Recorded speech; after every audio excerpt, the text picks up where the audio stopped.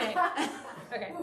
Representative Greene, amazing to have you here. I got to hear you a couple of minutes ago, enjoyed it, we're laughing it up. One of the many things I think you are so good at, and what people genuinely appreciate you for, is the way you report back to the people. You let them know what's going on. Very rare in a congresswoman, man, senator, any type of political official. Very rare. So in light of that, we want to hear your commentary on a couple of things. We've had a lot of news in the past 24 hours. Yeah. First is the Fund the IRS bill.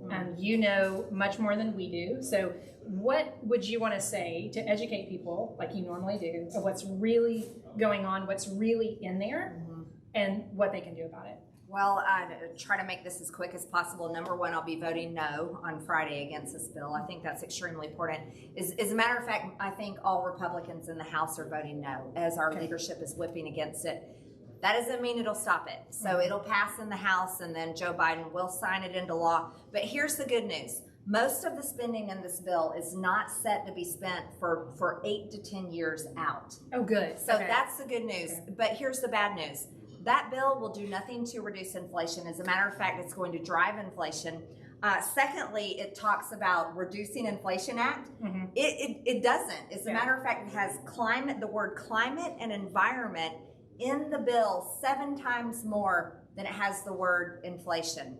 So what everyone needs to know is this is a climate scam energy bill. It's to fill the pockets of the elites that are using the whole green energy concept to really destroy American energy and put us back into darkness. They're going to cause about the IRS, the 87,000. Yeah, that's the second. Yeah, that made my blood run cold. Okay, that's the second part, and this isn't a new concept. It might be new to many people watching this. This is what was in the Build Back Better plan. This is what Democrats were talking about before they won in 2020.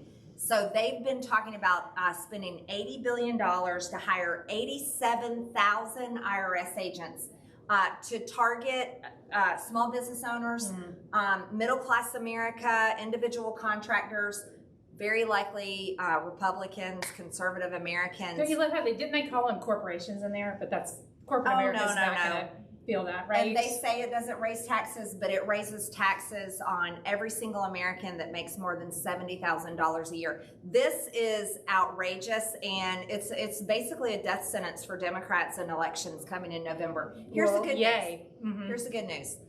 While we are outraged at that bill, Republicans can defund every single part of it when we're in the majority, and that is exactly what we're going to do when we take back the House. That is genuinely comforting.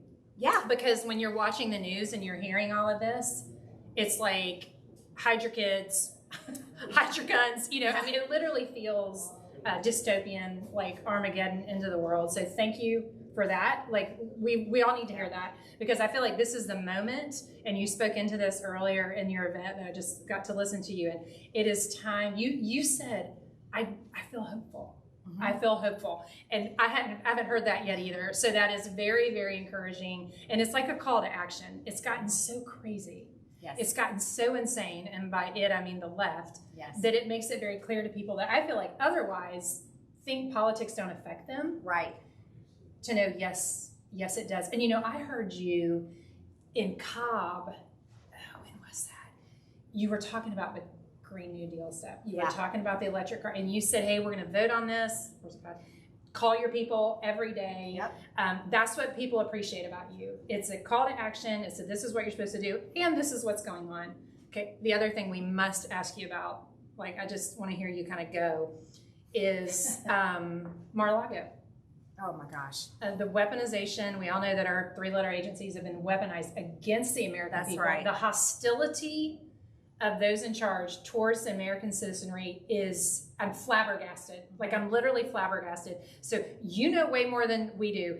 Tell us how you see what happened, and as you said, kind of reading the tea leaves, like, what is your thoughts on that? Just anything. I'll be really bluntly honest with you. I think it's going to get a lot worse before it gets better. And I just want to say that so everyone can set their expectations. The Democrats know they're going to lose in November, and they know they're going to lose big. They do the polling just like we do, and all of the polling is showing a massive red wave coming because Americans are fed up, rightfully so. Our country has turned into a complete dumpster fire. We're not respected on the world stage anymore. We don't even have a border anymore. Crime is out of control, and our kids are under attack, and that has everyone angry. Now, here's what's happening. The FBI has done something historic. They raided a former president's home, going after classified materials that only the president of the United States, meaning President Trump when he was in office, can declassify or keep classified. And these were boxes of materials that the GSA boxed up themselves. There was nothing hidden in those boxes. But what they have done, and the orders we know came from the White House, and they sent the FBI, they basically went rogue. This is a rogue government, and they've gone fully tyrannical. Here's what we have to do. We have to be patient. Number one, be patient. Number two, set your expectations for it to get worse. Today, we just found out that Congressman Scott Perry, one of my very close allies and friends from Pennsylvania, the FBI took his cell phone. Gosh, I haven't heard that yet. Absolutely. He's been a top target by the January 6th committee. They confiscated his cell phone. So they're probably coming after me. They're probably coming after many people. But the real truth is, and President Trump has told this over and over again, they're really coming after the American people. That's right. And that is what's happening. But this is where we have to hold firm to our faith and to the country that we know and love, and to our families.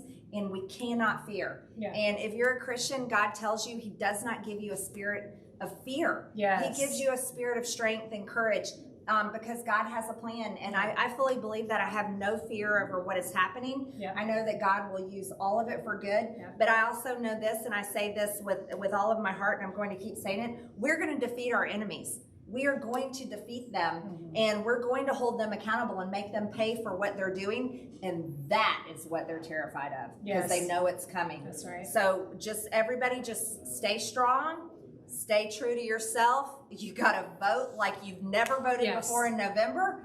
And we're taking back the majority. And I had a call this morning with my GOP conference, all of leadership, everyone's on the phone, and I was hopeful. I'll tell you why I was hopeful. Even as dark as it looks, for the first time, I heard unity. And it was unified in a way that we haven't been unified before, and that is Republicans are ready to stand up and stop this. And so that gives me hope. It's when everything's bad, if they're not willing to fight it, I feel hopeless. But when everything's bad and they're willing to stand up and fight it, I'm like, oh yeah, we're gonna win. Well, I never thought I'd see that or hear somebody say that. So I hope that resonates with you guys at home. Have hope, fight, support people like Representative Greene. Get out and vote with you and your 20 closest friends and neighbors in November. And make it 40, vote 1, 2, 3 times, whatever. Whatever the law will allow you to do, which in Georgia is almost anything. So you never know. You never know. Thank you so much for being here, for the hope, for your fight, and for communicating with us. Absolutely. We appreciate it I very always much. will. Yes, I always thank will. you. Thanks so much.